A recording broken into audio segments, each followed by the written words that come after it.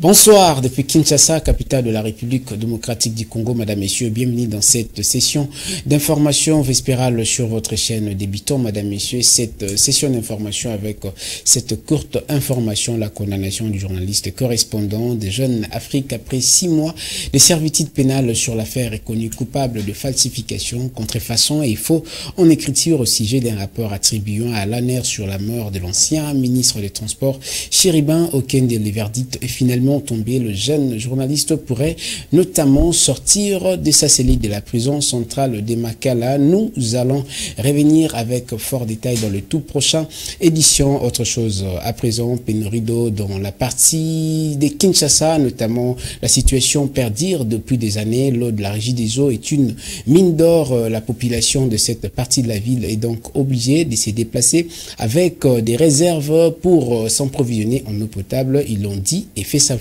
avec nos reporters sur terrain dans ces reportages suivants. L'eau c'est la vie, dit-on. Cette réalité est autre pour les habitants du quartier Neuf dans la commune d'Endjili sur la route qui mène vers Sekomaf. Ces coins de la capitale vit dans une pénurie d'eau depuis plusieurs années. La cause, selon certains habitants, une érosion qui a détruit la tuyauterie de la régie des eaux, empêchant l'eau à atteindre ces quartiers, comme le fait savoir ce jeune homme. Ça fait 1 année et demie depuis que tant que l'érosion est salemaka en Kanza, tu as régi des eaux ezalaka et katanaka automatiquement tout zalaka isolé. 1 année et demie tout zalaka maïté. Alors to senga to salaba démarche ne surtout que senga na régi des eaux ça maï. Rien ne s'est fait, rien ne s'est fait. Jusqu'à présent, nous nous sommes débrouillés. Se ravitailler d'une eau potable devient un casse-tête car il faudra traverser la grande avenue pour aller puiser de l'eau dans un autre quartier. Koto ma ebi makate papa, koto ma ebi makate. Tozo katsaka na ngambo na ya 13 de côté ma eza, mais côté à 9 obo na sema eza la kate. Ces derniers demandent une intervention urgente des autorités. Pour le président papa nangai atteint la biso likambo pour ton autre moyen ça ti ni mto tike charge atteint la biso likambo pour ceux qui étaient to vivre té to voter ba pour passer la biso. Selon les constats qui se dégagent, cette situation se vit depuis plusieurs années. Des réactions ne cessent de tomber de part et d'autre à propos de la levée du moratoire de la peine de mort, une des lois levées depuis 2003, mais aujourd'hui on en parle et la situation refait surface sur la scène politique et dans la société, la justice notamment. On dit plus, il y a eu aussi celle de Omer Biayi dans son analyse qui salit cette décision et cet analyste politique appelle le gouvernement à un suivi profond de ces décrets afin de ne pas provoquer la crainte à la population. On l'écoute, il a été joint au micro par Déborah Petit. C'est depuis 2003 que cette moratoire a été établie, mais aujourd'hui on vient de lever la moratoire. Ce n'est pas tout simplement quelque chose qui n'existait pas. La peine de mort existait déjà. Et le gouvernement vient de faire en sorte que cette moratoire puisse être enlevée. J'ai le sentiment mitigé parce que aujourd'hui dans notre pays, il y a beaucoup de personnes qui trahissent la nation. Je l'ai toujours dit dans mes interventions, les gens pareils méritent la pendaison publique. Mais là où aussi, je ne suis pas tout à fait d'accord avec l'utilisation ou soit la façon où notre justice marche. Parce qu'il y a beaucoup de choses à reprocher à cette justice. Donc, commençant par le chef de l'État lui-même, il avait parlé, la justice est malade. Et dans telle justice, on ne peut pas y accepter directement. Mais comme je suis d'avis que cette peine de mort doit y être, je vais tout simplement reformuler quelques recommandations auprès des députés qui sont là au niveau de l'Assemblée nationale, de bien encadrer cette moratoire. Pour moi, ça peut exister, mais pour une X temps. Et parce que ça ne peut pas durer à perpétuité, ça ne peut pas rester comme ça. Je donne ça peut aller à une période d'1 année ou 2 ans de regarder en telle sorte que la République puisse revenir dans son état normal, que les gens qui ont de mauvaises pensées puissent cesser, puissent laisser, puissent revenir au bon sens pour amener tant soit paix cette république au beau port. Un bon citoyen comme moi qui respecte le loi, qui aime son pays, je ne peux pas avoir peur de cette peine de mort, parce que j'ai toujours œuvré dans le sens d'amener le changement dans mon pays. Et à mon avis, ça va rien déranger aux libertés des personnes et aux autres, comme des opposants sont en train de le dire. Plus de peur que des mal, un immeuble de R plus 5 en pleine construction sur l'avenue Kilolo. Nous sommes dans la commune de la Gombe. C'est pensé à partir du rez-de-chaussée dans sa forte tendance de l'effondrement de l'immeuble à créer la psychose, étant donné que l'édifice est situé sur le long de la chaussée. C'est une psychose dont le chef de la population, Ridinonzei et Torres Atibou, nous en dit plus. Situé sur l'avenue Kilolo Moussamba dans la commune de la Gombe, cet immeuble de 5 étages est en processus d'écroulement. L'édifice en pleine construction a cédé. La cause reste méconnue. Selon ces témoins de l'événement, les dégâts ont débuté par les craquements de l'ouvrage alors qu'il s'est penché tout d'un coup.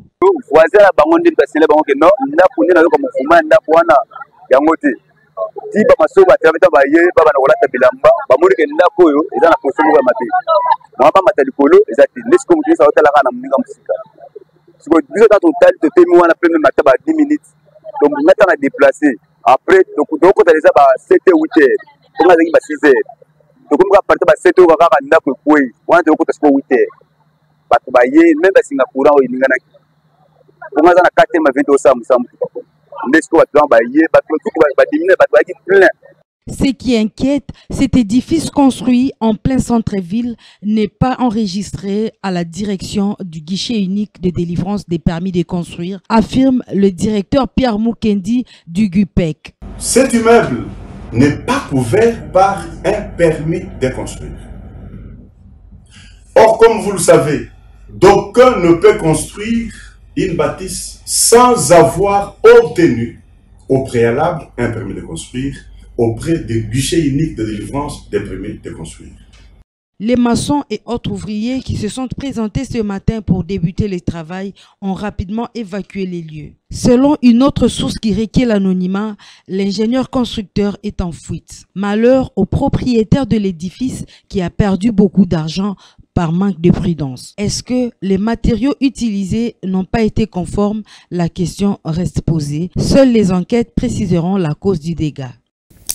Le secrétaire du ministère chargé des personnes vivant avec handicap a été officiellement installé ce lundi. François Kassanda est entré en fonction au cours d'une cérémonie officielle organisée au siège de ces ministères. Le président de la Fondation Maloua, Maître Billy Maloua Cléophas, a été aussi présent dans cette cérémonie. Reportage.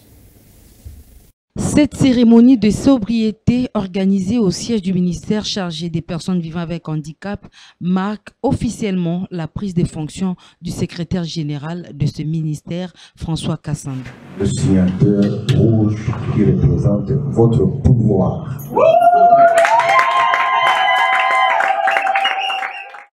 En présence des autorités administratives de la fonction publique, du ministère des Affaires sociales ainsi que du ministère chargé des personnes vivant avec handicap, M. François Kassanda a été convié à prendre ses responsabilités comme il se doit. De gratitude et beaucoup plus de responsabilité. Ma gratitude va tout droit à l'endroit du chef de l'État, le président de la République, Félix-Antoine Tshisekedi Tshilombo, qui m'a fait un honneur exceptionnel. Vous vous souviendrez que je suis bénéficiaire d'une ordonnance présidentielle unique. Je dis merci au vice-premier ministre, ministre de la fonction publique, modernisation de l'administration et innovation des services publics. J'ai cité Liao Ebois Jean-Pierre. Merci à son Excellence, Madame la ministre en charge des personnes vivant avec handicap et autres personnes vulnérables, celle que j'appelle affectueusement maman. Vous savez, enfanter une administration, enfanter un secrétaire général. Les mamans savent ce que sont les douleurs d'enfantement. Et nous sommes le produit de son travail. Parmi les invités de marque figure un grand acteur humanitaire, Maître Maloua Billy Cléophas, président de la Fondation Maloua, qui ne se lasse pas à accompagner les personnes vivant avec handicap. À l'issue de cette cérémonie, de son installation, le secrétaire général au ministère de PVH a exprimé sa gratitude à toutes les personnes venues assister à cette cérémonie. François Kassanda a aussi exhorté les personnes vivant avec handicap à participer de loin ou de près à l'avancement de la situation des personnes vivant avec handicap et autres vulnérables. Suivez. Merci mingi. Merci parce que bondima koya mokolo na lelo oyo ezali mokolo ya installation officielle ya secrétaire général na bino. Na banzi biso ba PVH tolelaki mingi na mboko oyo personne vivant avec handicap azalaki na tina te. Kasi na bolingo oyo mokonzi ya mboka na biso Félix Antoine Tshisekedi aza na mboka na biso andimaki kokela ministère oyo ya ba personne vivant avec handicap. Pe na bwania oyo ministre na biso Mama Irene Isambo Diata atiaki abundi tozui secrétariat général. Pour être secrétariat général d'endako oyo ekobanda kobota ba solution pona biso ba personne vivant avec handicap.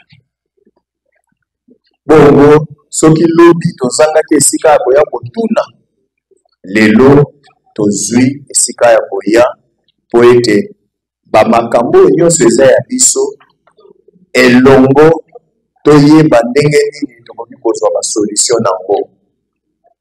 Voilà pourquoi naza koinvite baoyo nyonso balingaka biso, baoyo nyonso baakompanyaka biso, baoyo bakabolaka pasi na biso, na biso moko tozala lisanga po ete mosapi moko esokolaka elongi te.